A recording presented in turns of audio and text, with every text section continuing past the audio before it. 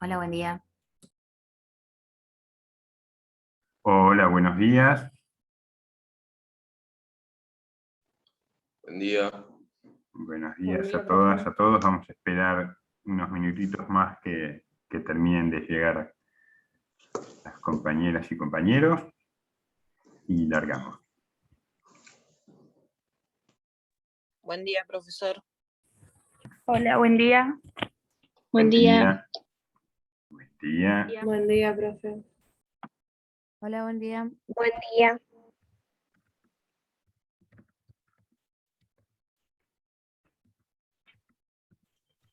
Buen día.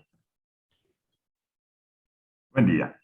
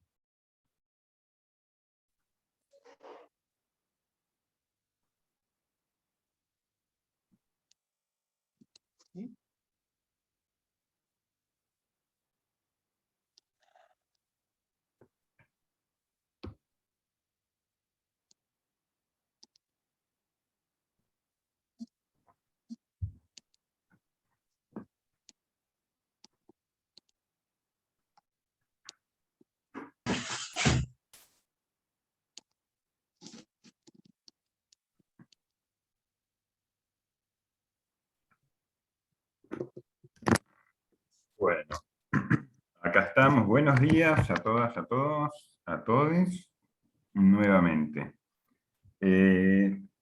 Siendo 30 participantes en la sala, tenemos quórum y damos por iniciada esta clase.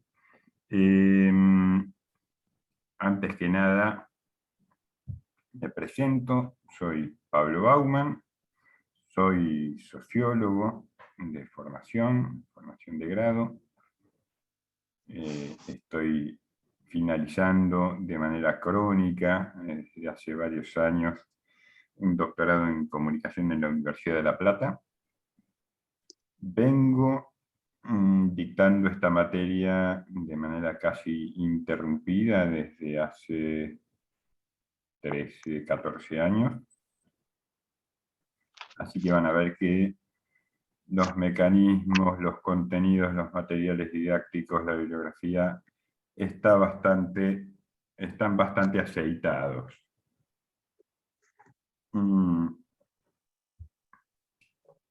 Suelo estar bastante familiarizado con las tecnologías educativas. De hecho, hace 22 años que trabajo en temas de tecnología educativa. Participé en el equipo que diseñó el programa de educación virtual de la Universidad de Quilmes, en el que trabajé muchos años en la gestión. Así que me doy maña y creo que eso se va a ver a lo largo de la cursada. Vamos a utilizar bastante el campus virtual. Vamos a usar mucho distintos tipos de presentaciones multimedia. Vamos a ver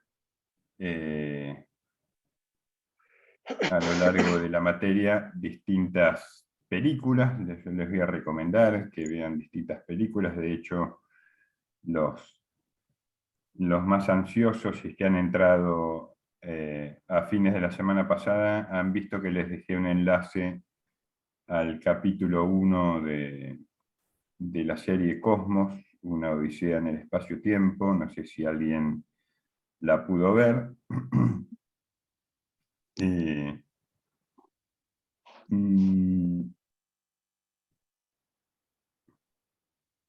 Y el sentido de estas películas se los voy a ir develando, el vínculo que tienen estas películas con los contenidos que vamos a ver en la materia. Se los voy a ir develando a medida que avancemos. Yo voy a compartir pantalla, disculpen un segundo, voy a conectarme al campus virtual. Así les voy mostrando unas.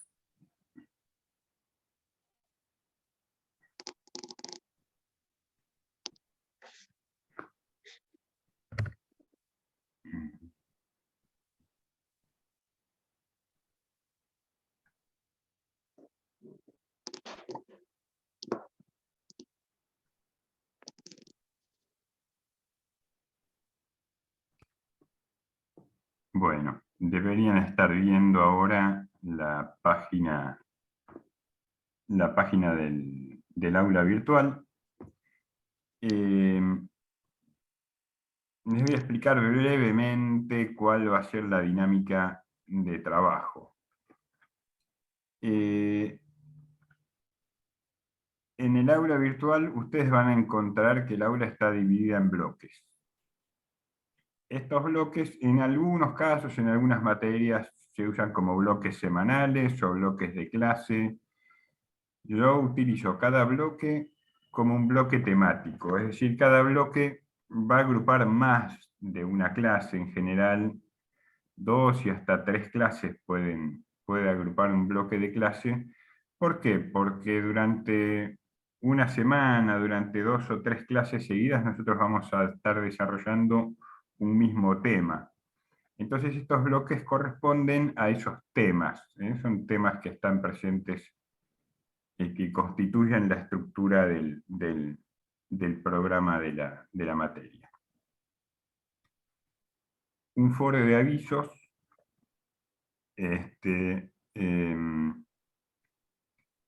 foro de avisos funciona como una cartelera. El único que puede emitir mensajes ahí es el profesor, y yo les voy a ir avisando si hay alguna novedad, si se modificó la fecha de entrega de algún trabajo práctico, alguna recomendación, todo lo que yo tenga que avisarles, se los envío por avisos del profesor, y esto a su vez les replica a ustedes, como ya seguramente les ha sucedido, en un correo, en un mensaje de correo electrónico también.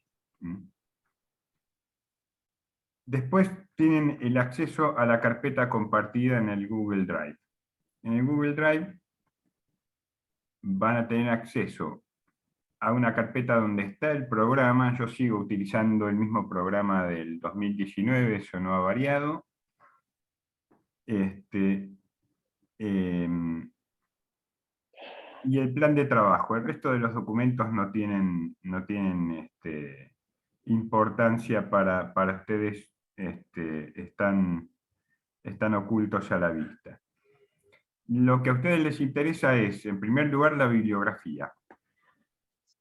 La bibliografía está organizada unidad por unidad. Yo he descargado de la unidad de publicaciones lo que es el centro de copiado de la universidad.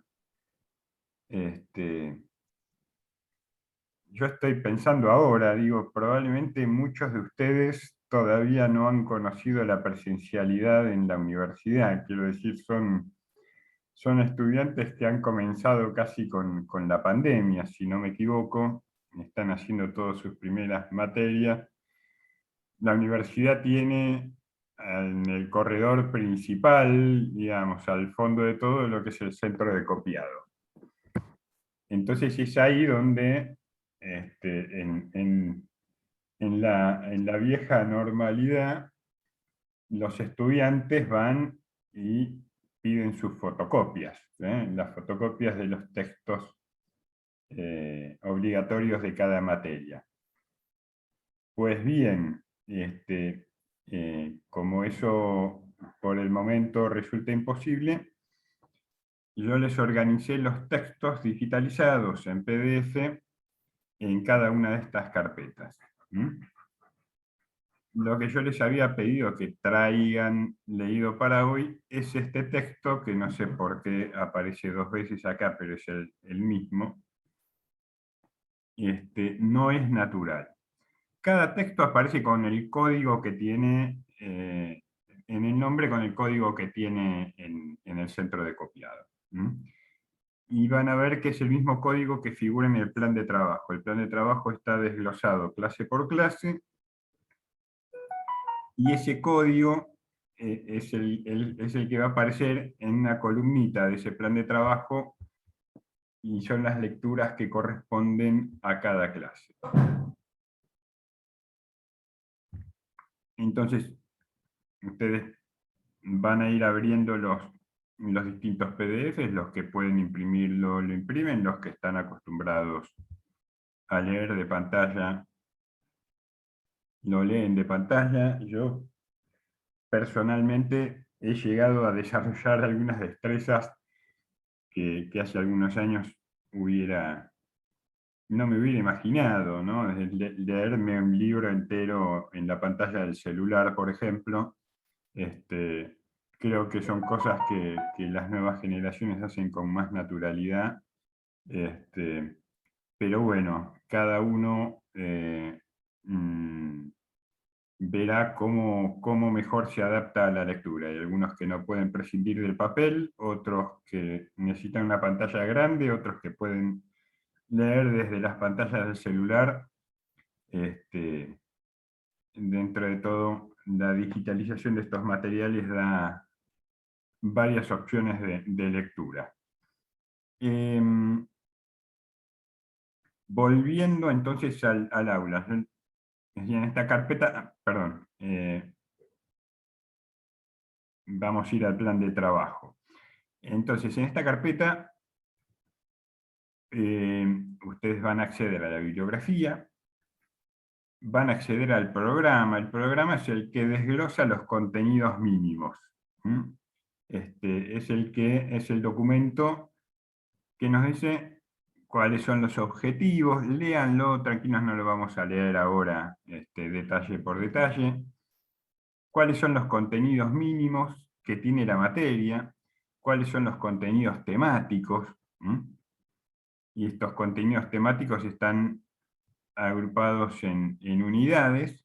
Ustedes acá pueden ir viendo la secuencia lógica, que pueden ir adivinando la secuencia lógica que va a tener esta materia. Y luego están las lecturas obligatorias que hay para cada unidad, y la bibliografía optativa o bibliografía de consulta. Detalles sobre las actividades, la evaluación. En este caso, y dada la situación todavía de pandemia, yo supongo que si la variante Delta no nos pega tan fuerte como ha pegado en otros lados, Dios no lo quiera,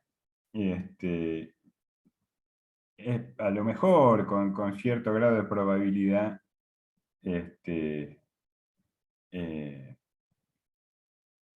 en 7, 8 semanas a lo mejor podamos pasar a algún grado de presencialidad. Pero de todos modos, a mí esto no me quita el sueño.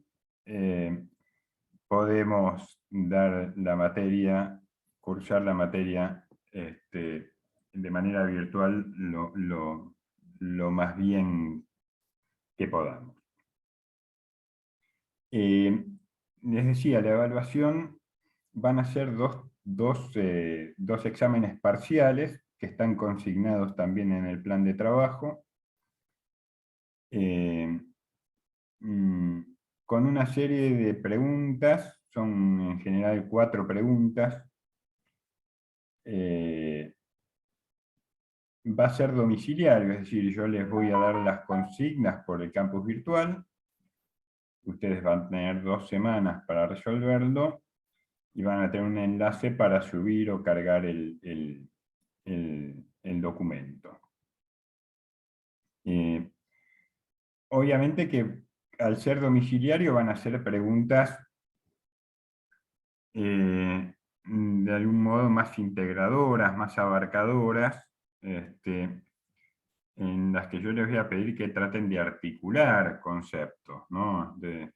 En general, un parcial presencial son preguntas y respuestas más orientadas a la comprensión lectora, a la comprensión de los textos. Yo les voy a pedir un poco más, porque van a tener 2 semanas para hacerlo, porque van a tener los elementos para hacerlo a mano, a disposición, la bibliografía, la grabación de las clases. Esto es otra ventaja que ustedes tienen, ¿no?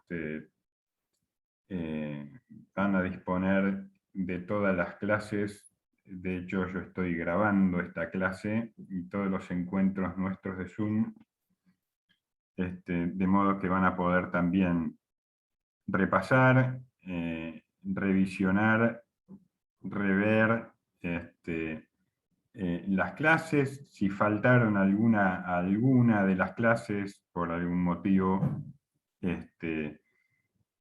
como decía el gran físico y químico francés Lavoisier, nada se pierde, todo se transforma. En el mundo digital esto es así, en Internet esto es así, nada se pierde, todo se transforma.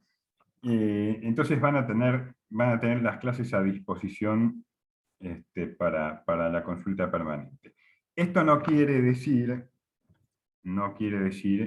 que la asistencia a las clases sea optativa. Lo importante es tener continuidad para no perderse detalles, y porque después de todo la universidad, además de ser una institución educativa, una institución que enseña, es una institución burocrática. Y tanto ustedes como yo estamos sujetos a ciertas normas y ciertos procedimientos. Uno de ellos es, en los que se basa la evaluación, es en la asistencia. Así que también estas tecnologías de la información funcionan, lo querramos o no, como un gran panóptico, y el Zoom a mí me deja registro de la asistencia y la presencia de los estudiantes en la clase. Entonces no es necesario siquiera perder tiempo en tomar lista, tomar asistencia. En épocas normales, los horarios de consulta, yo tengo mi oficina en el edificio del Departamento de Ciencias Sociales. La oficina es la número 6, que está en planta baja.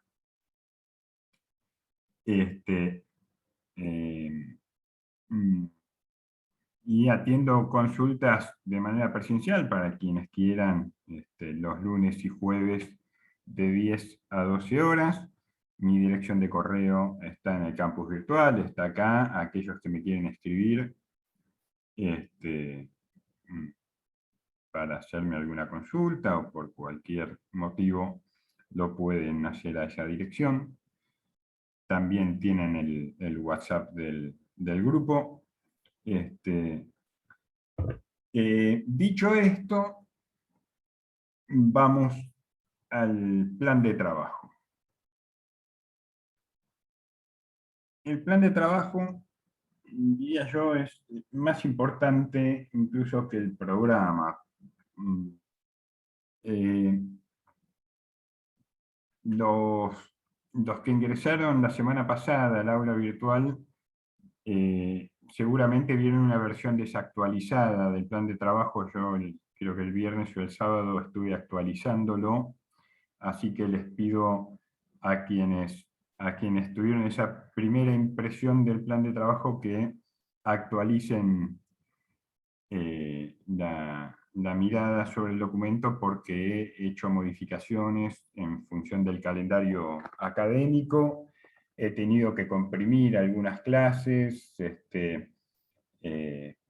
porque ese es otro dato de la realidad. Este cuatrimestre viene más comprimido.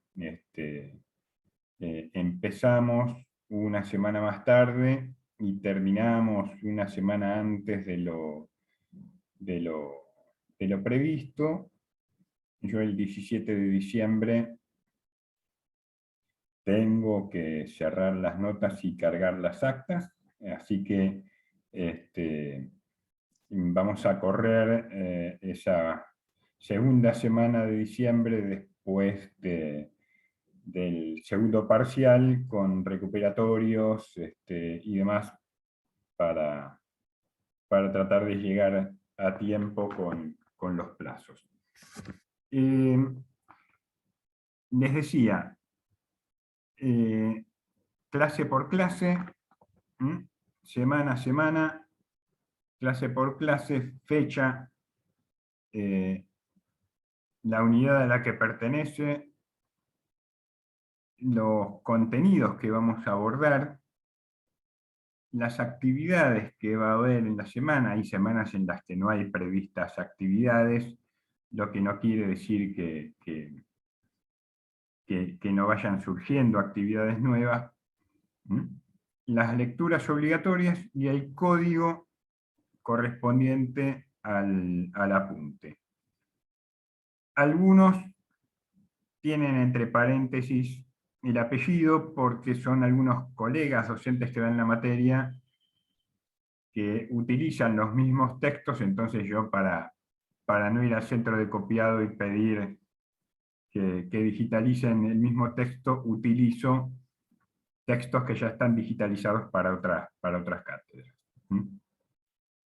Pero el texto es el mismo. El código, ustedes guíense siempre por el código. Bueno, verán avanzando en cada unidad. En color celeste van a ver las fechas en las que va a haber las evaluaciones, ¿no? Van a estar las evaluaciones. Yo les voy a dar las consignas del primer parcial domiciliario el 8 de octubre, y ustedes van a tener que entregar el parcial realizado el 15 de octubre. El 15 de octubre. El 15 de octubre. Exactamente, hay una semana. Son dos clases de por medio. Discúlpenme, yo dije 2 semanas, son 2 clases. Estoy acostumbrado en la modalidad virtual, las clases son semanales. Y a veces, bueno, uno tiene esas taras. El segundo parcial, yo les voy a dar las consignas el 26 de noviembre, y ustedes van a tener que entregar el parcial el 3 de diciembre. La semana siguiente yo voy a entregar las calificaciones, la clase siguiente, perdón, y el 10 de diciembre vamos a tomar recuperatorios. Los recuperatorios, tanto del primer como del segundo parcial, van a ser orales. Así que en su momento, en función de cuántos sean los que tienen que recuperar, haremos una agenda con los horarios previstos para los recuperatorios. De más está decir que cualquier dificultad que tengan, cualquier problema, son todavía, a pesar de las aperturas, épocas de muchas complicaciones, de muchos problemas, problemas familiares, problemas económicos, problemas laborales.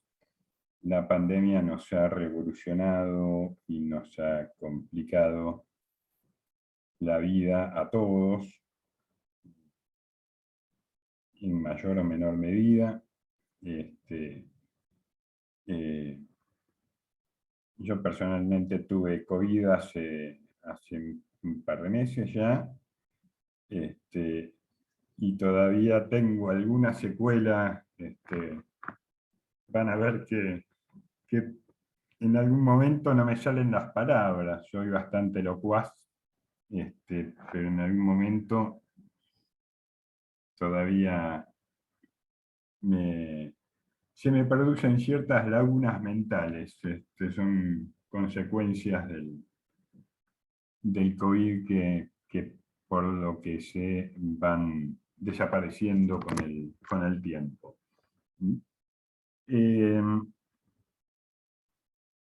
Bien, así que nada,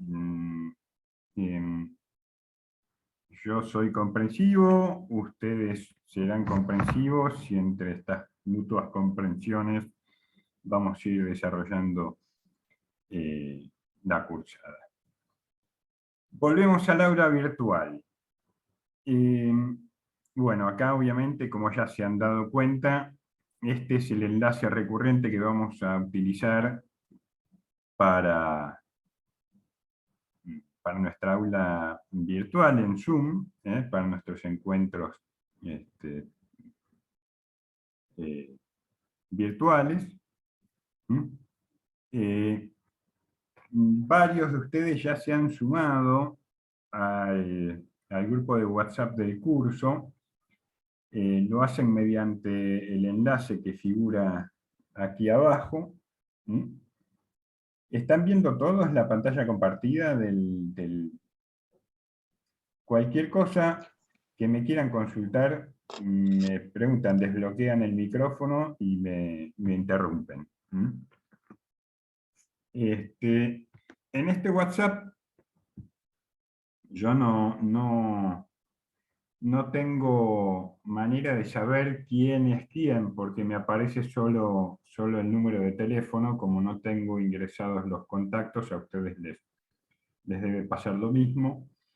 Lo que les pido es que si en el estado pueden poner, en el estado del WhatsApp pueden poner el nombre y el apellido, para mí va a ser más fácil identificarlos. O cuando me escriben una consulta me digan: hola profe, soy fulano de tal, así yo ya sé con quién estoy tratando. Les voy a pedir otro favor también. Ustedes van a ver que en el campus virtual, en la parte superior, en el encabezado, ustedes tienen una serie de herramientas. Un acceso a notificaciones, un acceso a la mensajería interna, que es un chat interno del campus virtual, y un acceso al perfil de ustedes. Si ingresan al perfil, van a ver, bueno, mi información acá está desactualizada. Yo ayer justamente cumplí 56 años, así que tengo que actualizar 2 años esta presentación.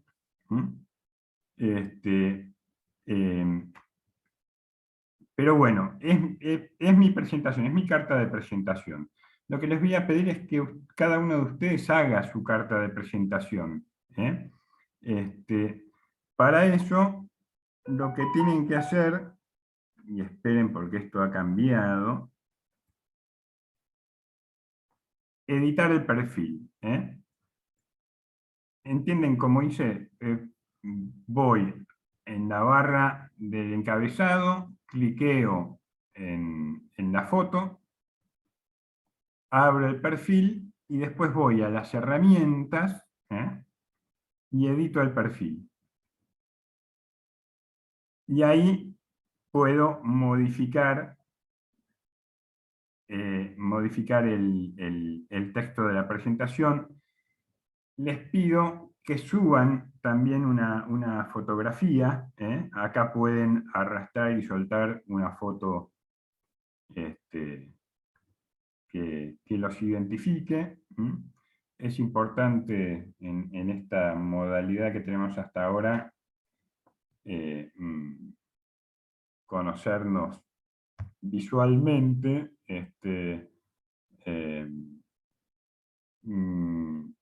A mí como profesor, probablemente ustedes ya me identifiquen, porque soy uno solo, pero ustedes son 44, 45, si no me han agregado en los últimos días más estudiantes, y me lleva tiempo memorizar los nombres y asociar los nombres con la fisonomía, con las caras. Así que les pido también si pueden subir con la presentación. La presentación nada, tiene que ser, hola, soy fulano de tal, tengo 22 años, vivo en tal barrio, las cosas que le gustan, si hacen algún deporte, qué carrera están haciendo. Ustedes saben que esta materia la dicta en el primer año, se dicta en la diplomatura en Ciencias Sociales, pero es una materia que es compartida con muchas otras carreras. Entonces también dentro de este grupo hay una diversidad de intereses, de identidades, de motivaciones, que es bueno también que quede plasmado, ¿no? Esta pluralidad de voces que seguramente va a ir surgiendo a lo largo de la cursada. Entonces les pido que carguen su presentación, que carguen las fotografías.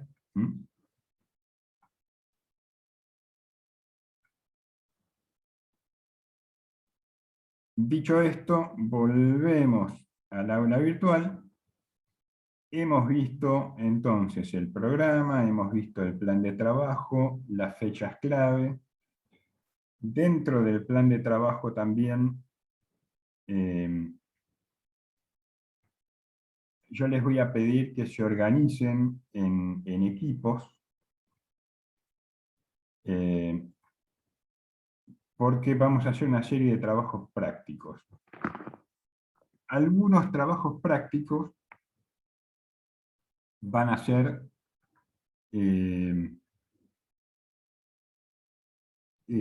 comunes a todos, comunes a todos los grupos, y otros van a ser específicos.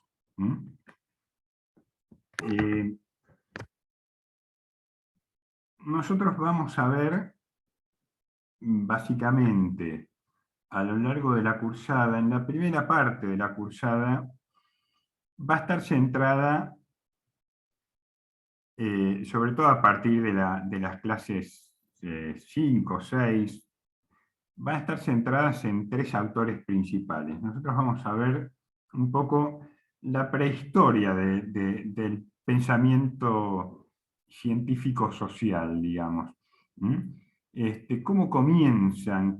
¿Alrededor de qué preguntas, alrededor de qué cuestiones empieza a plantearse esto que nosotros hoy llamamos sociedad, ¿no? Y el conocimiento acerca de la sociedad?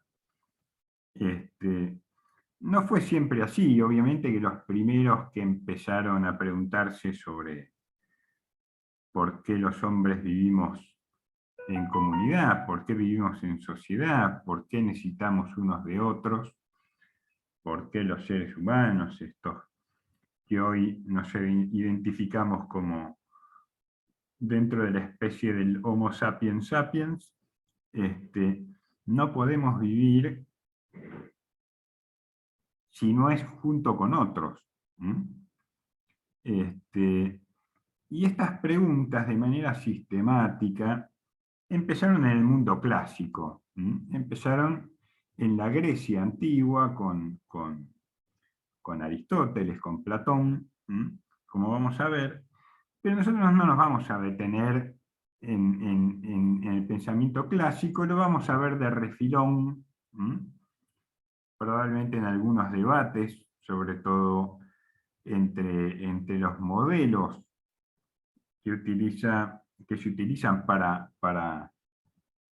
los modelos cognoscitivos, epistemológicos que se utilizan para tratar de comprender, de entender, de conocer qué es esto que llamamos la sociedad. Nosotros vamos a empezar, y en el plan de trabajo está a partir de la clase 7, de la clase 6 en realidad. Nosotros hasta la clase 6 vamos a ir haciendo una introducción. Vamos a situarnos en el mundo moderno, que es el mundo donde surgen.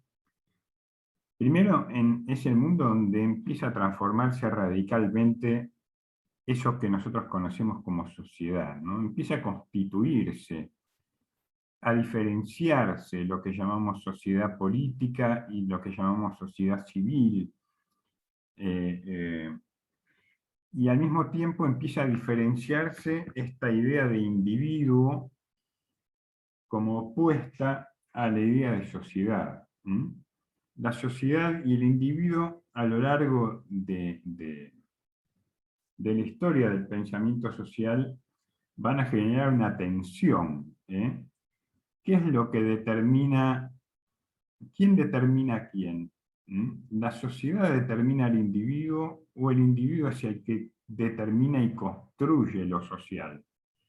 Ahí hay una dialéctica, un ida y vuelta, una tensión que va a ser uno de los ejes principales que van a abordar tanto el pensamiento prescientífico o el pensamiento filosófico jurídico como el pensamiento científico sociológico ya entrado el siglo XIX.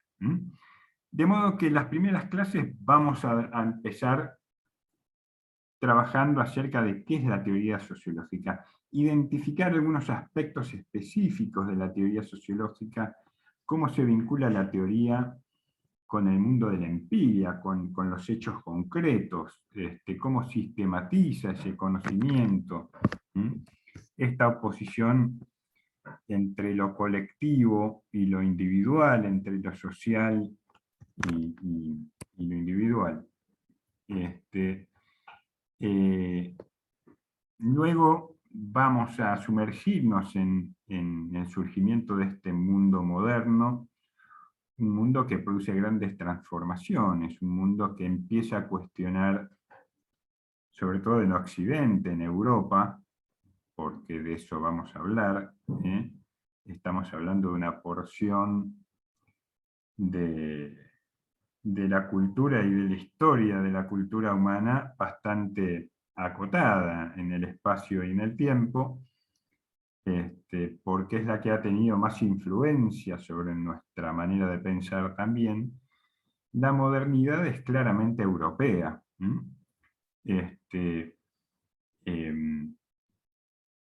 Es una serie de fenómenos que empiezan a converger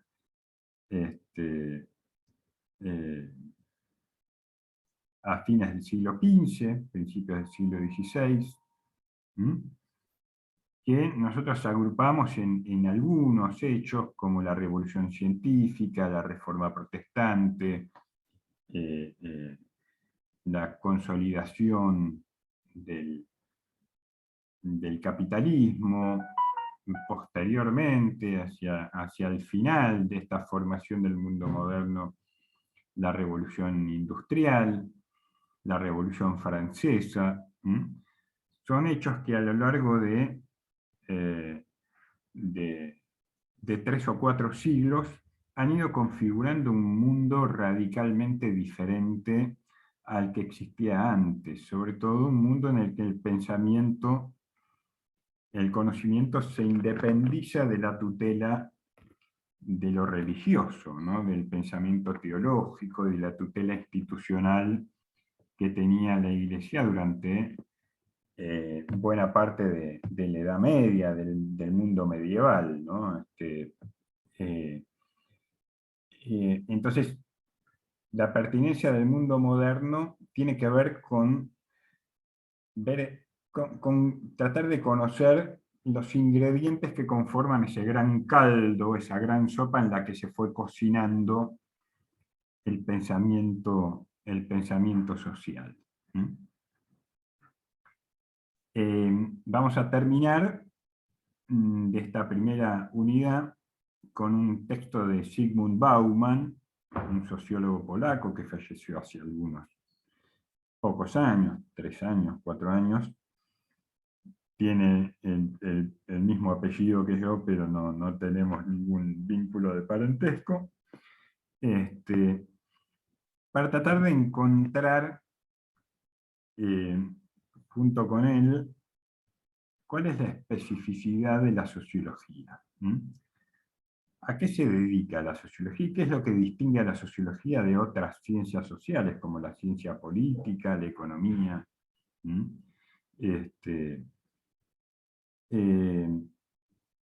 Y luego vamos a empezar la unidad 2. Yo les decía, acá vamos a empezar a ver, diría, lo sustancial. El corazón de nuestra materia se va a centrar en esta primera parte del programa en 3 grandes autores, los que llamamos los justnaturalistas, los contractualistas, o también se los conoce como los filósofos de la Ilustración, los iluministas. Y nos vamos a centrar básicamente en 3 de esos autores, que son John Locke, Jean-Jacques Rousseau y Thomas Hobbes.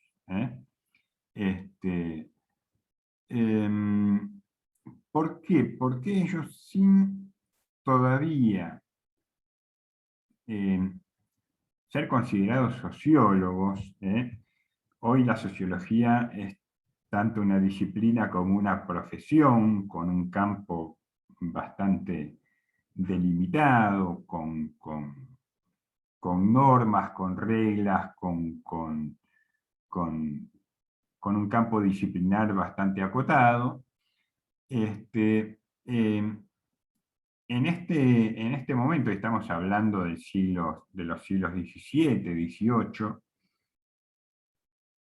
estos autores, Hobbes, Locke y Rousseau, plantearon las preguntas acerca de lo social, pero no desde el punto de vista científico todavía, sino desde el punto de vista jurídico, desde el punto de vista ético, desde el punto de vista moral. Ellos conciben a la sociedad básicamente como un orden moral, ¿no? Como un orden basado en las normas, basado en las leyes. Por eso se los conoce también como justnaturalistas, ¿no? Just quiere decir, es la raíz de la palabra justicia, ¿no? Justicia. Tiene que ver con una rama del derecho, el derecho natural, que es la rama del derecho que se va a poner de moda, diríamos, que va a tener más relevancia con la crisis del pensamiento escolástico, del pensamiento más tradicional. Entonces vamos a ver cómo Hobbes, Locke y Rousseau van resolviendo estas preguntas que van apareciendo acerca de qué es lo social, qué es la sociedad, cómo se comporta, cuáles son los principios bajo los cuales se estructura. etcétera, etcétera, etcétera. Con esto vamos a terminar la unidad 2 y vamos a desarrollar el primer parcial, que va a ser justamente sobre los contenidos vistos hasta ese momento, y vamos a pasar a cursar la segunda parte de la materia.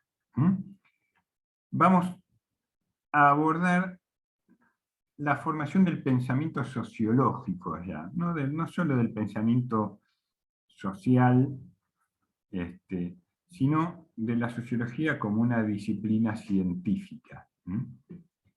La sociología tal vez es una de las, dentro del ámbito del pensamiento científico, es una de las últimas ciencias en alcanzar su grado de madurez, en sacar chapa de disciplina científica, ¿no? Pensemos en la física, la química, la biología, son ciencias que se han ido formando en los siglos XV, XVI, XVII, las disciplinas científicas más básicas, la física, la matemática.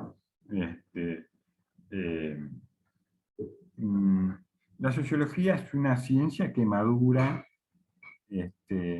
recién a fines del siglo XIX, principios del siglo XX, empieza a definir su propio campo de acción, su propio objeto, sus propias reglas, y sus propios paradigmas también. No es que como campo científico es un campo homogéneo, vamos a ver que aparecen como tres grandes paradigmas, tres grandes maneras de abordar el conocimiento de lo social. Y así como en la primera parte vimos a tres pensadores, a Hobbes, a Locke y a Rousseau, en esta segunda parte nosotros nos vamos a basar en el pensamiento sociológico de estos que son considerados los padres de la sociología, o los exponentes de lo que se conoce como la sociología clásica, que es esa sociología que se fue desarrollando y consolidando en Europa hacia fines del siglo XIX y principios del siglo XX. Y estos autores son Karl Marx, Emil Durkheim y Max Weber. Básicamente los organizamos también en orden cronológico, desde el más antiguo al más nuevo. Max Weber igualmente, tengan en cuenta ustedes que falleció, si mal no recuerdo, en 1919. Así que siempre que uno define algo, lo nuevo, lo moderno, tiene que decir o poner algún punto de referencia, ¿no? Nuevo o moderno respecto de qué. En la primera parte, Hobbes, Locke y Rousseau, nosotros vamos a trabajar con textos de Hobbes, de Locke y Rousseau. Son textos de época, hay que analizarlos como son textos de época, son textos que se escribieron hace más de 300 años, y vamos a tener que ir interpretándolos, poniéndolos siempre en diálogo con ese mundo moderno que se está forjando para poder entenderlos. Una gran ayuda va a ser el texto de Bobbio, que está expuesto para la clase 6, pero que nos va a acompañar durante todas las clases, digamos, hasta terminar la primera parte de la cursada, porque Bobbio es el que nos va a dar, de alguna manera, la clave para entender el pensamiento justnaturalista, para identificar qué es lo que aporta, qué es lo nuevo que trae, con quiénes discuten los autores justnaturalistas, básicamente van a discutir con el modelo vigente hasta ese momento para interpretar la sociedad, que era el modelo aristotélico, que venía sobre todo a partir de los padres de la Iglesia, San Agustín, Santo Tomás, se había arraigado muy fuerte en el pensamiento filosófico escolástico. Entonces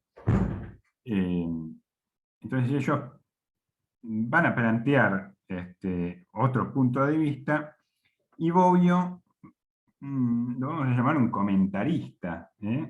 ¿Por qué es un comentarista? Es un analista, un comentarista que nos va a ayudar a mirar lo específico de este pensamiento, de este nuevo pensamiento que era para la época el justnaturalismo. Norberto Bobbio, dicho sea de paso, ha sido uno de los grandes sociólogos y politólogos del siglo XX. Falleció muy anciano, cerca de los 100 años, creo que hace dos o tres años nomás. Es un referente ineludible, y este texto sobre el modelo de Dios naturalista, esta obra que se llama Sociedad y Estado en la Filosofía Política Moderna, es un clásico. Es un clásico para esta materia, para cualquier introducción al pensamiento social, al pensamiento sociológico, es ineludible. Para la segunda parte de la materia, para Marx, Durkheim y Weber, es decir, para los sociólogos clásicos, nuestro gran comentarista, va a ser Anthony Giddens. Ese texto que nos va a ayudar a articular, a identificar, a relacionar estos tres grandes paradigmas, estas tres escuelas de pensamiento que son el marxismo o el materialismo histórico, el positivismo, con Emil Durkheim, ¿no? Y el pensamiento político y sociológico más liberal, si se quiere, comprensivista, porque también da lugar a una nueva escuela epistemológica, que es la sociología comprensiva, de Max Weber. Anthony Giddens, va a ser el que nos va a ir dando esas claves de lectura. Las primeras clases de esta segunda parte de la materia, vamos a trabajar dos textos, uno de Robert Nisbet y otro de Goran Terborn, que nos van a ayudar a hacer ese clivaje, digamos. Van a ser textos bisagra, nos van a ayudar a interpretar ese pasaje del pensamiento justnaturalista a la sociología científica, ¿no? A la ciencia sociológica. En el medio, ¿qué pasó? Y pasaron dos revoluciones, la Revolución Francesa y la Revolución Industrial. El mundo que emerge de esas dos grandes revoluciones no es el mismo. Surge un mundo radicalmente diferente, radicalmente diferente.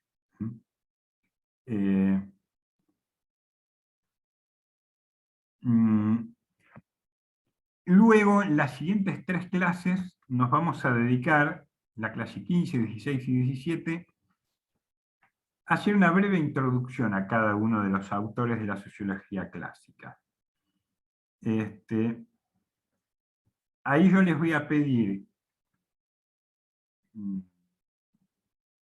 así como en la primera parte del programa,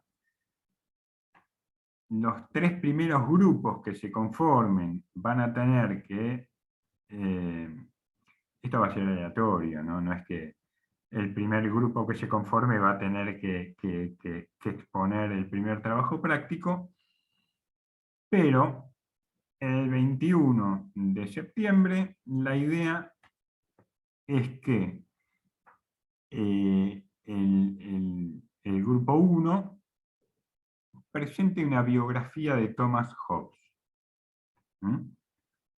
Entonces, los trabajos prácticos grupales, en primer lugar, estos diría que no son comunes a todos los grupos, sino que son específicos, van a ser específicos de cada grupo, tienen que ver con esto. Cada grupo, cada uno de estos 6 grupos, va a tener que presentar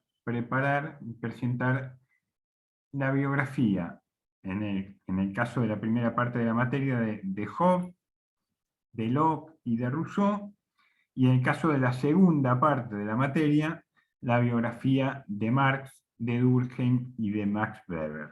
¿Mm?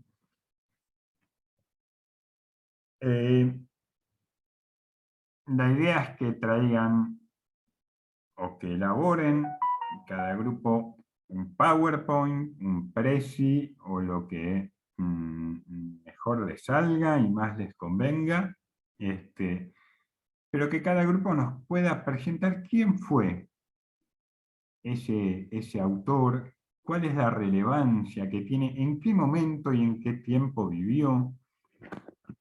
Nosotros en la clase que viene vamos a ver de alguna manera cómo se vincula la teoría, la producción teórica de un pensador con el tiempo y el contexto en el que vive, con los problemas concretos con los que se ha enfrentado en su época. Entonces la idea es un poco que ustedes pueden ir investigando a través de distintas fuentes en internet, y hacer una exposición de no más de 20-25 minutos, las características de la biografía, la formación, la personalidad, los intereses que han tenido cada uno de estos autores. ¿Qué fue lo que los llevó a preocuparse por los temas que los preocuparon? ¿Qué fue lo que los llevó a mirar esos problemas desde la perspectiva que lo miraron? Es decir, vamos a ver también que cada pensador social, cada pensador sociológico mira la sociedad desde un lugar determinado. Y esa es la riqueza de contraponer los pensamientos de estos distintos autores. Es ver aquello que tienen en común, en general una plataforma de pensamiento común, pero ver qué es lo que tienen de diverso. De modo que esta materia también es, en cierto sentido, yo les propongo un recorrido, una aventura, si se quiere, acerca del conocimiento social, ¿no? Ir haciendo un recorrido. En la segunda parte, los grupos van a tener que hacer lo mismo, ¿no? El grupo 4, el grupo 5, el grupo 6, van a tener que hacer lo mismo con Marx, con Durkheim y con Max Weber. Luego, hacia el final de la cursada, yo les voy a proponer a los grupos 7, al grupo 8 y al grupo 9 que vean 3 películas, una película cada uno, para trabajar algunos aspectos, para identificar algunos aspectos de las teorías propias y de los contextos propios de la producción de esas teorías, respecto de Marx, de Durkheim y Max Weber. En el primer caso, el grupo 7 va a tener que preparar y analizar la película Germinal. Es una película que ya debe tener unos 20 años.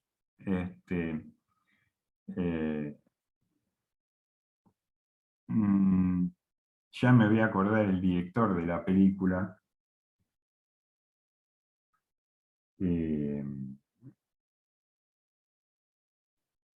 Esas lagunas mentales que me ha producido el COVID. Es una película, a lo mejor alguno de ustedes ya la ha visto, protagonizada, entre otros, por Gerard Depardieu, el actor francés. Berry. Exactamente, Claude Berry. Muchas gracias, Belén.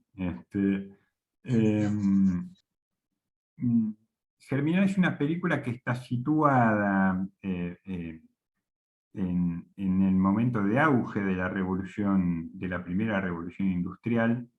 Ustedes saben que la primera revolución industrial se hizo en torno a la energía producida por el carbón, el primer combustible fósil antes que la segunda revolución industrial fue impulsada por el petróleo.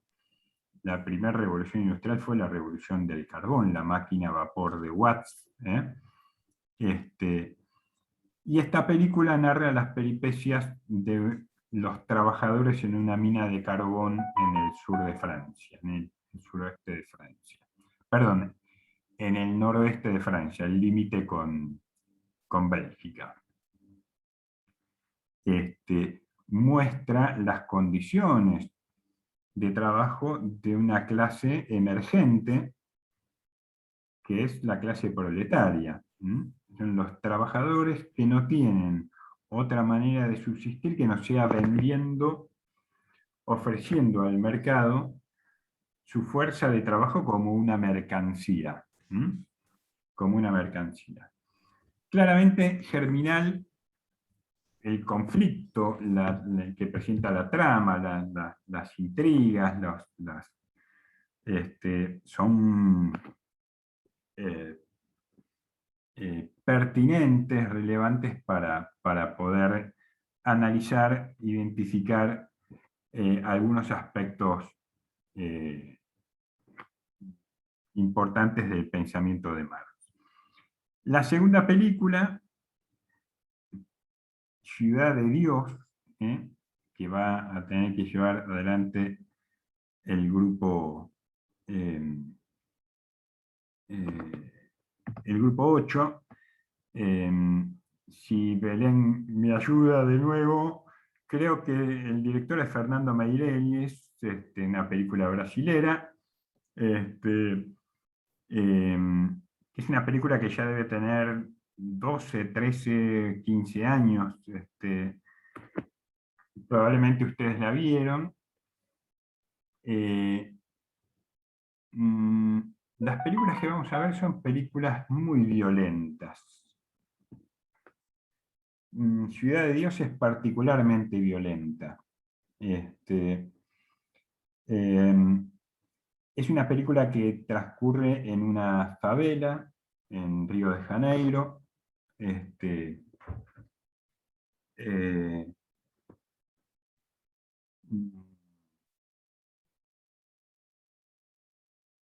Y narra la historia básicamente de dos personajes. Uno es de los dos personajes que tienen un origen común, ¿no?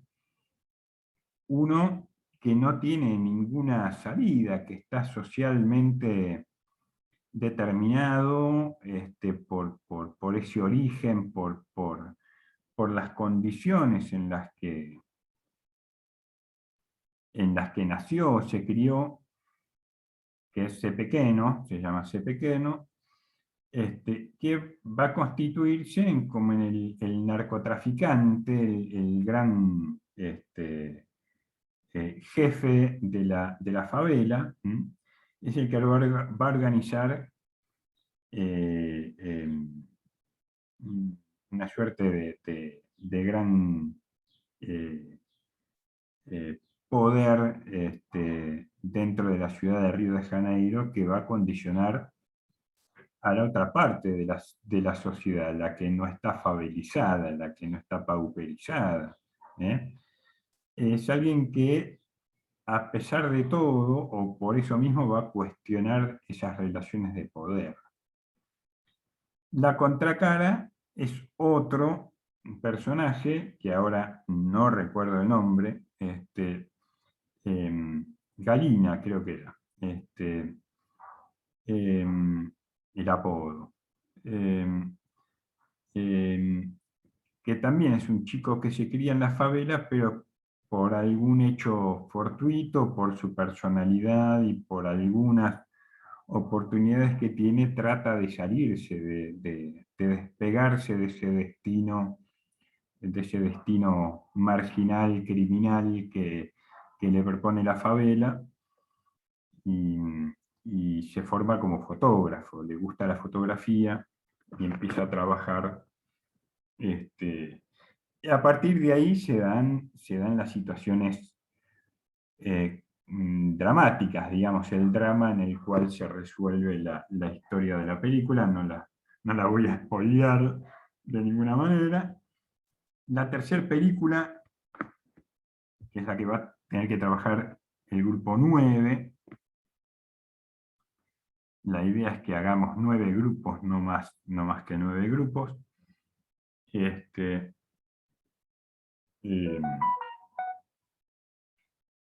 Va a ser el film Brasil, y ahí voy a relevar a Belén de tener que averiguar el director, Terry Gilliam.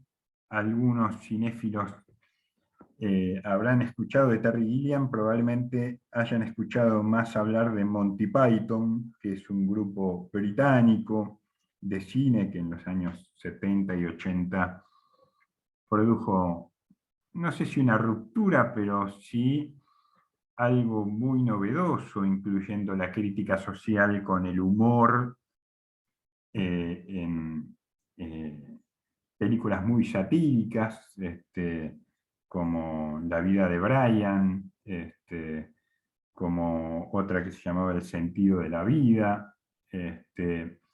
La vida de Brian parodia de alguna manera la vida de Jesús vista desde la ortodoxia religiosa, digamos, ¿no? El sentido de la vida es una parte, obviamente, de esa pregunta existencial, para desarrollarla de manera filosófica con un sentido del humor soberbio. Terry Gilliam pertenece a este grupo, pero en los años 80 nos regaló una película de ciencia ficción que se llamó Brasil, y que tiene una vigencia y una actualidad,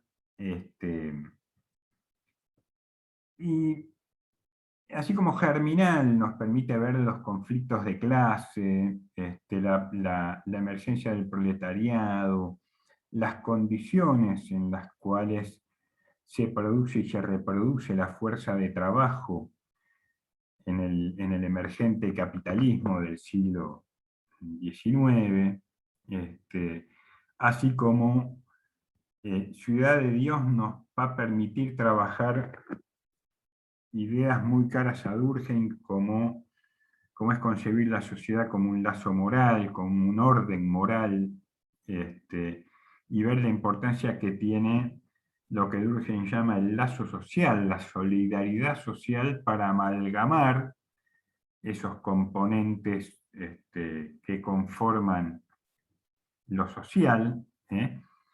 Durkheim la pregunta central de Durkheim, así como la pregunta central de Marx, tal vez, es ¿qué es lo que hace que en las sociedades exista el conflicto, que existan las diferencias? Hoy llamaría que exista la grieta, ¿no? Que existan las luchas, las divergencias, los intereses contrapuestos. La pregunta que se va a hacer Durkheim va a ser la inversa, ¿no? Durkheim va a preguntarse ¿qué es lo que hace que los hombres vivamos juntos? ¿Qué es lo que hace que los hombres cooperen, colaboren solidariamente entre ellos para lograr ciertos fines, ¿no? Que unos se especialicen en unas cosas, otras se especialicen en otras, que intercambien esos bienes, y que de alguna manera cooperen con ese concepto central de Durkheim, que es la división del trabajo social. Max Weber se va a preguntar por otras cuestiones. La pregunta de Max Weber, la pregunta central es sobre el capitalismo también, sobre el modo de producción capitalista, y de qué es lo que ha hecho que surgiera el capitalismo. Es la pregunta que se va a hacer, por ejemplo, en un texto clásico de él, que es La ética protestante y el espíritu del capitalismo. ¿Qué es lo que hizo que en Occidente, y solo en Occidente, aparezca el capitalismo como modo de producción, como sistema económico? ¿Por qué el capitalismo surgió en Occidente después del Renacimiento, en el siglo XVI, XVII, XVIII, y no surgió en la China de la dinastía Qing o en la época del Imperio Romano, por ejemplo, ¿no? O por qué no surgió en las grandes civilizaciones mesoamericanas pre-conquista española. Es decir, ¿qué factores coadyuvaron a que surgiera el capitalismo en Occidente y en Europa? Y una de las respuestas, uno de los determinantes que va a señalar Max Weber, va a ser el concepto de racionalización.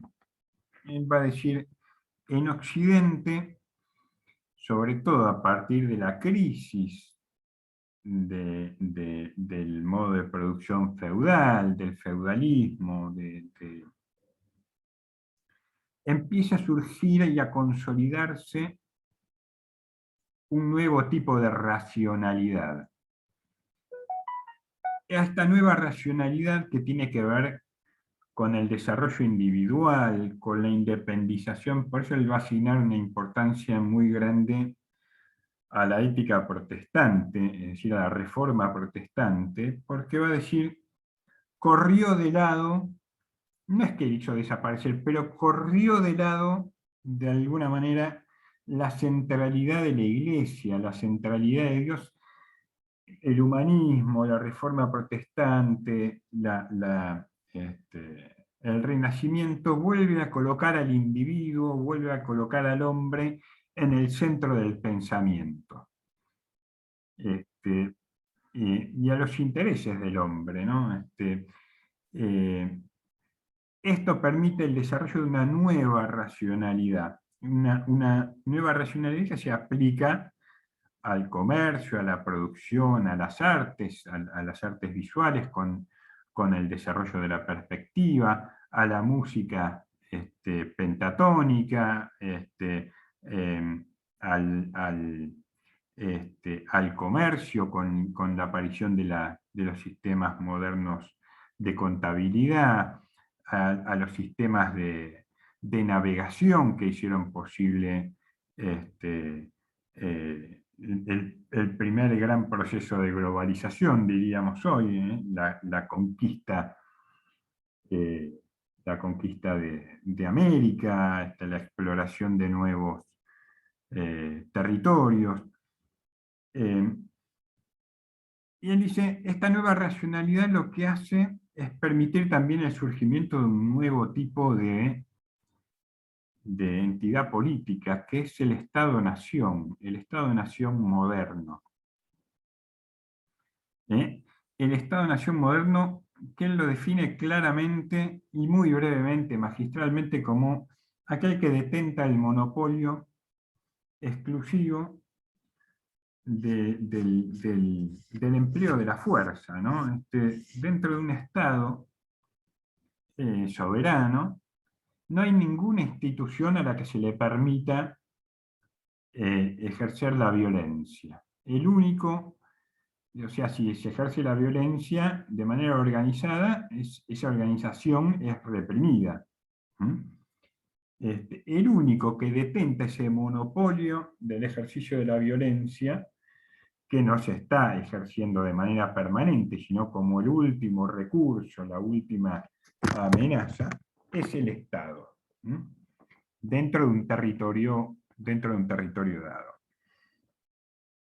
Entonces, Max Weber va a analizar de alguna manera también el mundo moderno, pero ya no como Weber y como Marx y como Durkheim desde el punto de vista colectivo. Para Weber, para Marx y para Durkheim, el objeto de la sociología, la manera de conocer lo social, es conocer lo colectivo, aquellas estructuras, aquellas normas que rigen lo social. Para Marx y para Durkheim, lo social de alguna manera ya es previo al individuo. Cuando nosotros venimos al mundo, el mundo está hecho. ¿Eh? El mundo está hecho, las normas ya existen, nacemos en una determinada contexto social. Y no es lo mismo quien nació en el barrio La Paz, en San Francisco Solano, que el que nació en Barrio Parque, en Bernal, o el que nació en la Barranca de Quilmes, o el que nació en el barrio de Recoleta, o en Nordelta, que aquel que nació en Villa Fiorito.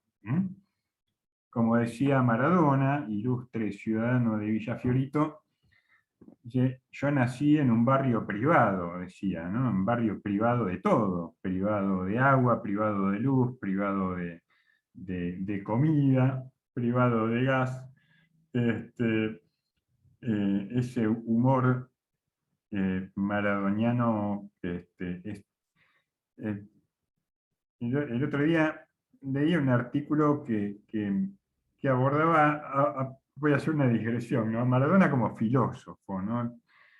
Y la inteligencia que tenía Maradona adentro del campo de juego, esa inteligencia física, el dominio de su cuerpo, eso que decimos que llevaba la pelota atada al pie, se traducía también en alguna inteligencia para interpretar el contexto y para plasmarlo en algunas frases que sintetizaban, una época, con sarcasmo tal vez, pero y esta del barrio privado es una de ellas, ¿no? Y volviendo a Max Weber de alguna manera sintetiza el pensamiento de su época, pero no ya desde la mirada colectivista que tenían Marx y que tenía Durkheim. Él dice, no hay epistemológicamente, cognoscitivamente, no hay una manera de abordar lo social si no es a través de la mirada individual. Es decir, lo social está permanentemente siendo construido por los individuos. Hoy diríamos construido y deconstruido. De modo que no existe eso externo, sino solo en la mente de los pensadores, digamos, ¿no? No existe el orden moral, como sostenía Durkheim, no existen las clases sociales, como diría Karl Marx, por fuera de las estructuras de pensamiento de los individuos. Lo que existe es el individuo, los individuos concretos, y lo social es eso que empieza a surgir de alguna manera a partir de la interacción de los individuos, a partir del sentido que las acciones le otorgan, que los actores le otorgan a sus acciones, el sentido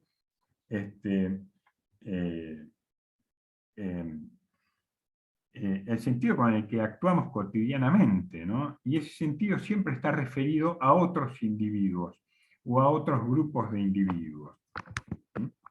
vamos a verlo eso ya con más detalle. Pero un primer dato, entonces Max Weber se diferencia tanto de Durkheim como de Weber en que su abordaje no es a partir del todo social, sino que es a partir de las partes, esos componentes atomísticos, de esos átomos sociales que son los individuos y son los únicos capaces de generar sentido,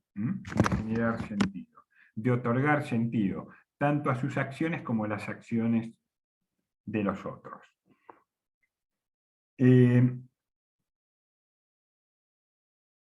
La película Brasil viene a cuento porque a partir de esta concepción Max Weber va a realizar su teoría sociológica como un gran diccionario científico sociológico. Él va a decir, como no podemos partir de la totalidad, tenemos que hacer un recorte, la realidad es muy amplia, es inasible como realidad. Nosotros siempre tenemos que hacer un recorte de aquella parte que como individuos podemos conocer. Lo mismo que el fotógrafo, cuando va a tomar una fotografía, elige una composición, es decir, elige qué queda dentro del cuadro y qué queda fuera. Cómo se organizan esas partes, eso es un recorte. Max Weber va a decir, ese recorte lo hace a partir del sentido siempre. El sentido que los individuos otorgan a sus acciones. Y por eso va a construir sus tipos ideales de acción social. Y a partir de ellos va a construir un concepto de relación social, y esto que es su obra cúlmine, Economía y Sociedad, que no es otra cosa que un gran diccionario, un gran glosario de términos que se van encajando unos con otros, como si fueran esas cajas chinas o esas mamushkas rusas, que tienen que ver con el concepto del Estado, poder, dominación, legitimidad, que son los conceptos centrales que nosotros vamos a ver en Max Weber. Max Weber termina visorando que el destino del capitalismo y la democracia moderna, la racionalidad inherente, lleva una lógica que encarna un peligro real para nuestras sociedades, que es la lógica burocrática. Es la lógica burocrática. Él va a describir esa lógica burocrática, no voy a entrar en detalles ahora, pero Max Weber muere en Alemania en pleno auge de la República de Weimar, la crisis del Imperio Alemán, el advenimiento de la República, y la antesala en la que se consolida, unos años después, el surgimiento del nazismo. Y Max Weber tiene como una visión profética, si se quiere. Dice, la racionalidad burocrática nos puede alejar de la visión del conjunto, donde una parte no sabe qué es lo que hace la otra, donde la sujeción estricta a las normas, a los procedimientos, que es la raíz de la burocracia, la autoridad, puede derivar en sistemas totalitarios.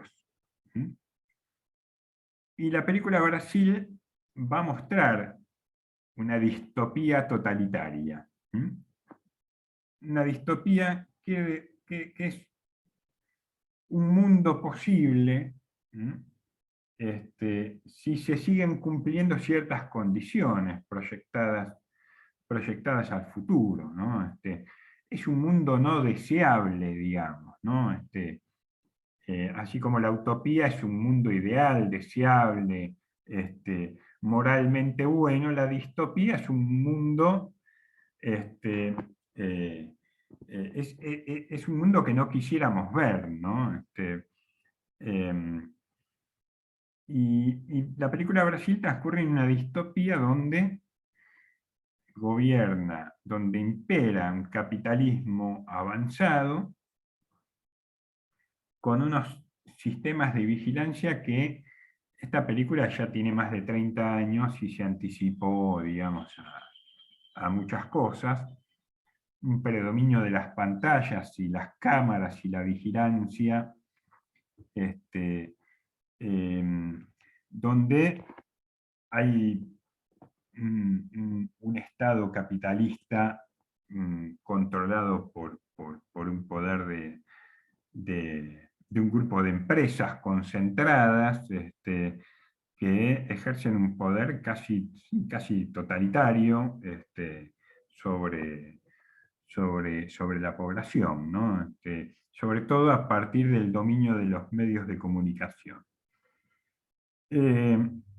Cualquier analogía con nuestra realidad actual no es casual, digamos.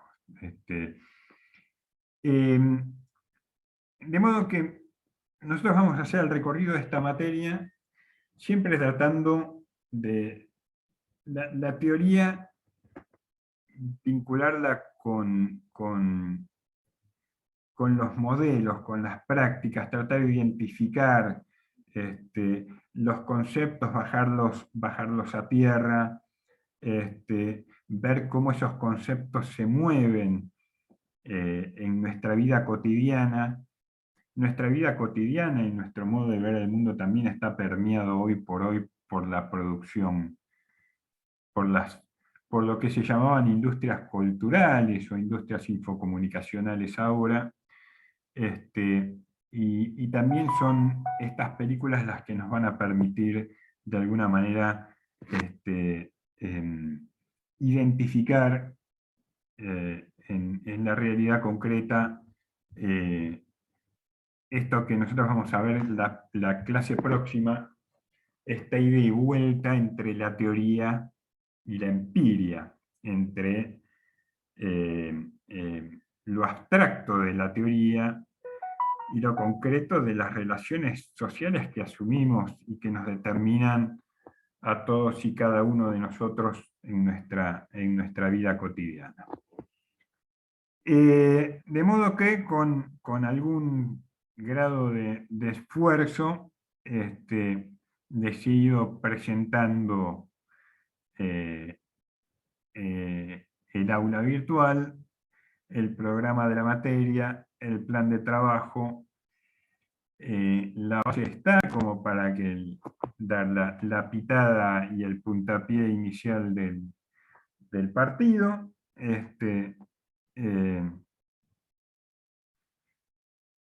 El tema 1, que es la presentación del curso, yo voy a sobrevolar brevemente porque de alguna manera es lo que hago todos los años. Algunas cosas que están presentes en este texto, que comienza acá y después continúa en un enlace que he colocado, complementa un poco lo que yo les he dicho. Yo les pedí que leyeran el primer texto, el texto de Vincent Márquez, que se llama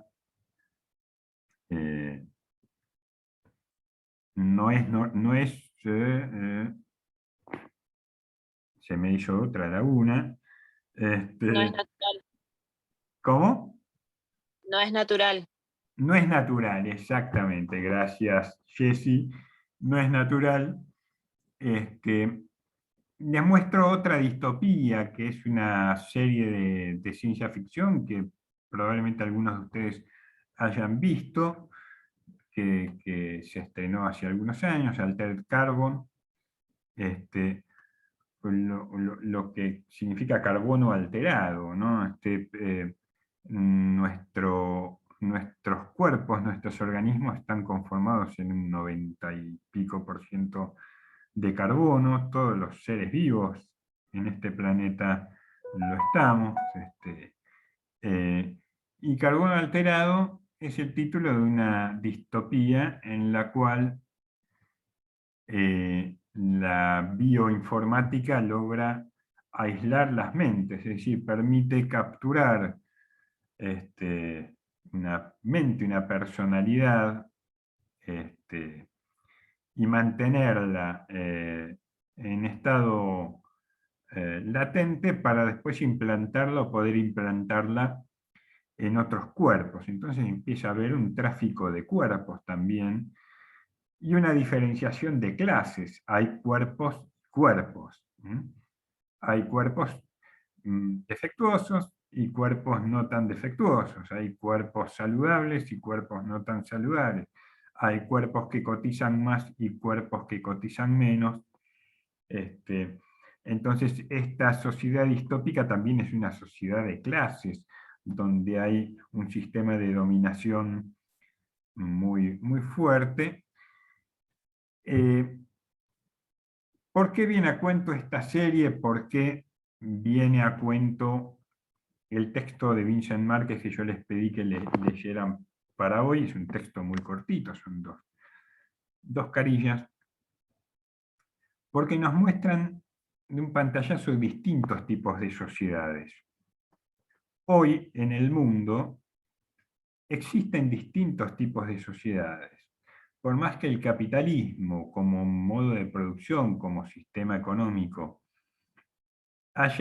se haya extendido a nivel global, no es lo mismo la sociedad china contemporánea que la sociedad china de hace 40 años. Hace 40 años en China, el 70% de los chinos tenía hambre. China hace 40 años era una sociedad medieval, era una sociedad agraria. Hoy China prácticamente ha vencido la pobreza. Prácticamente en China casi no quedan pobres. No estoy alabando el sistema chino, estoy dando datos de la realidad. En 40 años China ha pasado de ser una sociedad medieval a ser una sociedad industrial moderna, tal vez la más moderna del mundo. En términos económicos pasó de ser, en términos del Producto Bruto Interno, una más del montón, a ser la primer potencia mundial.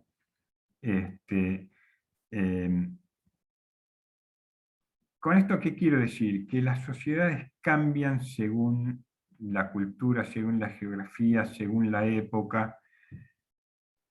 Esto es un poco la aventura que nosotros vamos a ver en esta materia. Cómo han ido cambiando las sociedades, sobre todo las sociedades que llamamos capitalistas avanzadas, y cómo ha ido evolucionando en paralelo nuestra capacidad de entender, de comprender que no es natural. No es natural. Los sistemas de dominación, todos los sistemas de dominación y de poder, lo que tienden a hacer en general es a tratar de naturalizar el orden de dominación vigente, a decirnos que es natural. Es natural que hayan ricos y pobres. Es natural que el pobre sea pobre porque no se ha esforzado lo suficiente. Es natural que el Estado, por ejemplo, la policía reprima una manifestación de pobres que corta una calle, que es natural que así sea, o que es natural que se prohíba la interrupción del embarazo, por ejemplo, la interrupción voluntaria del embarazo, o que es natural el matrimonio o el sexo heterosexual y no es natural otro tipo de prácticas sexuales en función de otros tipos de identidades y de autopercepciones diversas. Hay sociedades en las que es natural todavía hoy a las mujeres amputarles el clítoris, porque el goce femenino es producto del demonio. Los talibanes, si leemos el diario, el talibán ha recuperado el poder en Afganistán frente a la retirada de los Estados Unidos, y para los talibanes las mujeres no tienen derecho. Chicas, las que están acá participando de esta clase, no estarían participando de esta clase en Afganistán porque las mujeres no tienen derecho a la educación siquiera. Las mujeres son un apéndice del hombre. Las mujeres tienen que ir tapadas desde la cabeza hasta los tobillos. Obviamente ni que hablar de que las mujeres no votan. Pero también decimos en Argentina las mujeres no votaban hasta no hace mucho. Probablemente, ¿saben desde cuándo existe el voto femenino en la Argentina? ¿Alguien sabe? Desde el año 50. Sí, del 49, exactamente. No hace más de 70 años. Hace más de 70 años se considera que las mujeres no eran ciudadanas. ¿Para qué iban a votar si igual iban a votar lo mismo que votaba el marido, ¿no? Eso es lo que suponían. Vemos los debates que habían. Hay capturas, registros fílmicos de los debates parlamentarios. Cómo justificaban algunos miembros de la oposición en ese momento con argumentos que hoy parecerían sacados no sé, de historias medievales, que la mujer tenía un cerebro más pequeño que el del hombre, ¿no? Que la mujer no podía tomar decisiones autónomas, que una sarta de pavadas que hasta ese momento eran naturales. Era natural que la mujer fuera un apéndice del hombre.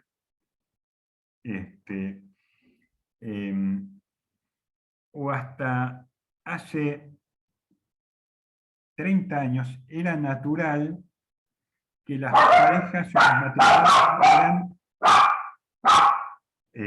fueran para siempre, fueran indiscutibles, que no existiera la posibilidad del divorcio, ¿no?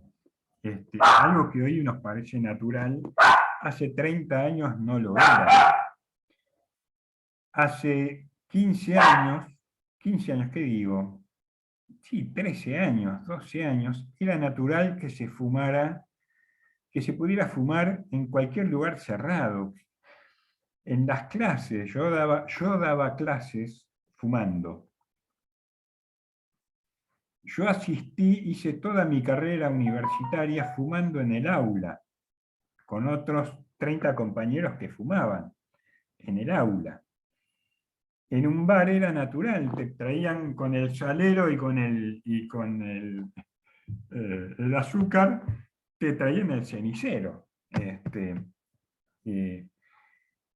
Las sociedades van cambiando, y van cambiando en función de qué. Bueno, esa es la pregunta que vamos a intentar desentrañar en esta materia.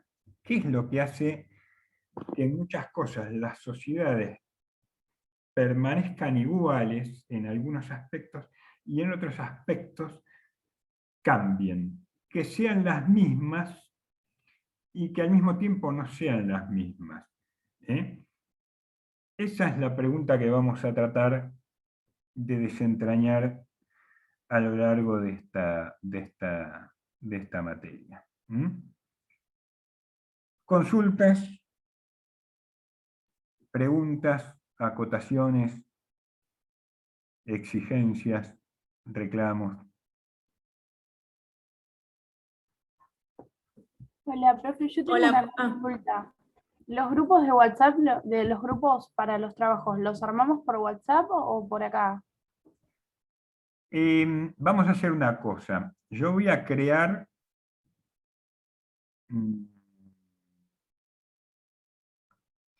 No voy a crear un foro con los números de los grupos porque, a ver, digo, esto es la experiencia de varios años. Ya interpretan que el grupo 1 es el que va a exponer primero, entonces todos quieren anotarse en el grupo 9, que es el que va a exponer a fines de la cursada. Por eso no quiero poner previamente ningún número a los grupos.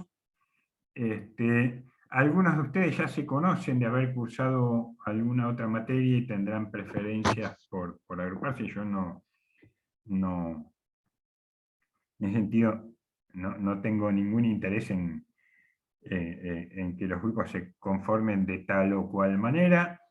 Lo que sí trato es que sean grupos diversos, que no sean grupos solo de mujeres, grupos solo de varones, que no sean... tratar de que esos grupos tengan cierta diversidad. Déjenme ver una cosa, a ver si no me asignaron más estudiantes, más participantes.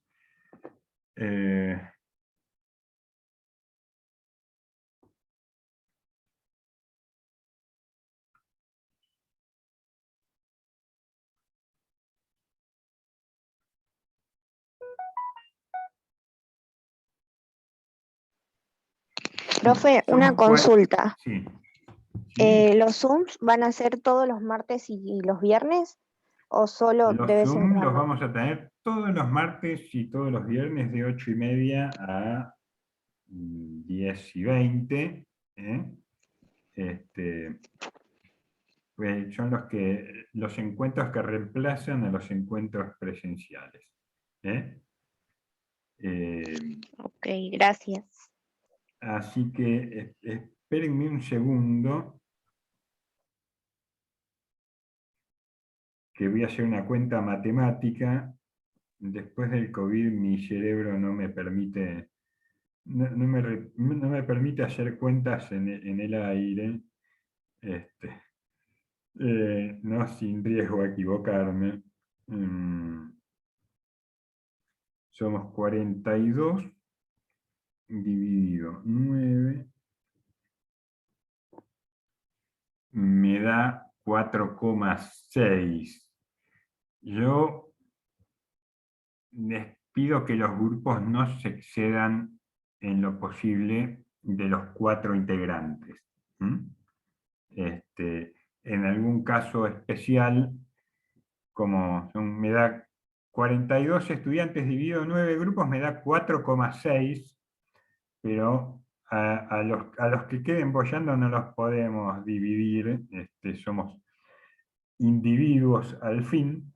De ahí viene la palabra, el origen de la palabra individuo viene de aquello que no puede dividirse.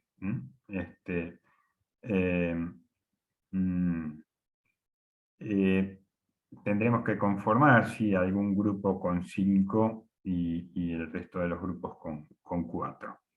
Traten de que sea 4, pero si alguno queda boyando porque llegó tarde o porque dejó pasar el tiempo, se puede agregar a un grupo que esté conformado por 4 integrantes. Lo que no quiero es que hayan grupos de 6 o de 7. Lo que voy a hacer es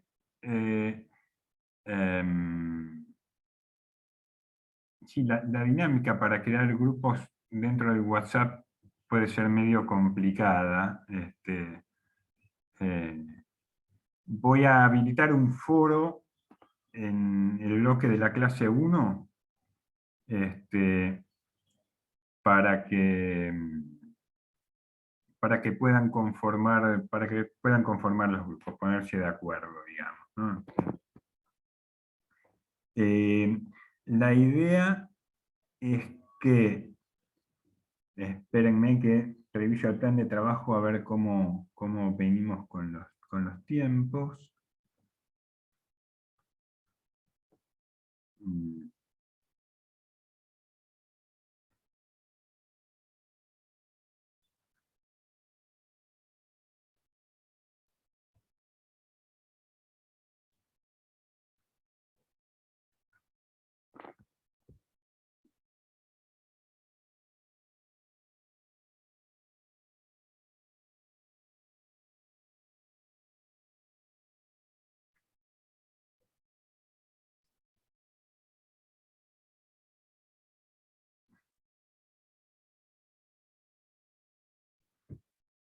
El primer equipo entonces tendría que presentar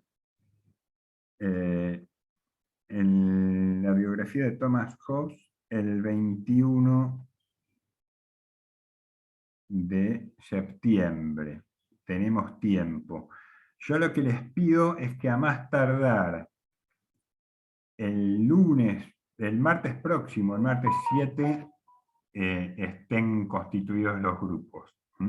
Así yo los pongo a todos en un bolillero y asigno las tareas a cada uno de los grupos. Entonces voy a poner un foro, los grupos que se quieran organizar a través de WhatsApp, y que ya se organizan a través de WhatsApp. Los que se quieran organizar a través del foro que voy a poner en el clase, utilizan el foro. Lo que yo necesito es que una vez que está constituido un grupo, es decir, una vez que llegaron a las 4 integrantes, alguien del grupo, el grupo designe a alguien para que me mande un correo electrónico diciéndome hay equipo. Es decir, que el equipo ya se conformó y que los integrantes son tal, tal, tal y tal. ¿Estamos? Esto tiene que ser para el martes de la semana que viene. ¿Está? ¿Alguna otra Sí, pregunta? Sí. entonces nosotros armamos los grupos, enviamos por mail, avisándole que somos tal y tal Exactamente. integrante, y luego la próxima semana usted designa qué número de grupos correspondemos. Cada grupo. Exactamente, yo barajo y doy de nuevo, ahí para que sea equitativo y aleatorio, para que no hayan preferencias. Digamos. Ustedes conforman los grupos como se les da la gana. Ahora yo de manera aleatoria después voy a asignar en los temas los autores que va a trabajar cada grupo. ¿Estamos? Ahora yo voy a colocar en el bloque de la clase 1, voy a colocar el enlace al foro para que puedan armar los grupos. Profe, una consulta. Con respecto al texto que leímos, No es natural, ¿va a dar alguna actividad o No, directamente pasamos al siguiente texto? No, simplemente ese texto es un disparador para que ustedes se formulen algunas preguntas también junto con Vincent Márquez y empiecen a pensar qué cosas no son naturales, qué cosas hoy nos aparecen como dadas y no son naturales, son producto de alguna manera de relaciones de poder, de relaciones de dominación, son imposiciones, son normas morales que han cristalizado, son leyes, como decimos en el fútbol muchas veces, a veces no nos damos cuenta, pero estamos jugando un partido, 2 equipos de 11, pero la cancha está inclinada para uno, ¿no? Para un lado, o la cancha está inclinada para el otro. Y a veces no nos damos cuenta que la cancha está inclinada. Bueno, tratar de ir pensando, pues estas cosas van a ir apareciendo sin duda a lo largo de la materia, estos interrogantes, en que nada de aquello que determina nuestra vida en sociedad es porque sí, ni es porque responde a un orden natural de las cosas, sino que es porque responde a cierto orden construido, a cierto orden social, a los intereses de ciertos sectores, a ciertas disposiciones sociales y culturales que no son naturales, que responden a otra lógica. Y esto es lo que va a hacer el pensamiento social, es determinar cuál es esa lógica. Esto es lo que, si yo logro despertar en ustedes este bichito de la curiosidad y logro expresarme bien y proponerles buenas actividades, es el itinerario que yo les propongo para las próximas clases. Buenísimo, profe, muy clara toda la presentación, así como también de los pensadores, un paneo general, pero fue bastante claro. Gracias. Me alegro mucho, me alegro mucho. Para mí es importante las devoluciones de ustedes porque hay veces que me voy para el lado de los tomates y una buena devolución de ustedes me vuelve a encarrilar. Tengo una mentalidad muy hipertextual, me suelo ir por las ramas, y es bueno el feedback que me dan ustedes, sobre todo en estos entornos virtuales en los que a veces no es tan fácil, ¿no? Cuando uno está frente a un curso, yo puedo de un paneo ver la mirada de ustedes y tratar de interpretar qué es lo que piensan, ¿viste? El que empieza a bostezar, el que empieza a mirar para otro lado, el que empieza a jugar con el celular, a chatear con la novia. A mí me da la pauta de que tengo que imprimir un golpe de timón para sacarlos del sopor. La virtualidad no me permite eso, de modo que agradezco las críticas, las devoluciones que me hacen ustedes abiertamente. Si no hay más preguntas, si no hay más consultas, nos vemos el viernes que viene a las 8:30 por el mismo canal. Bueno, Buena profe. semana para todas y para todos. Igualmente. Gracias, profe. Gracias. Chao, profe. Buenas Hasta luego. Hasta el viernes. Adiós. Chao, profe. Chao, profe, buena semana. Hasta luego, profe. Adiós.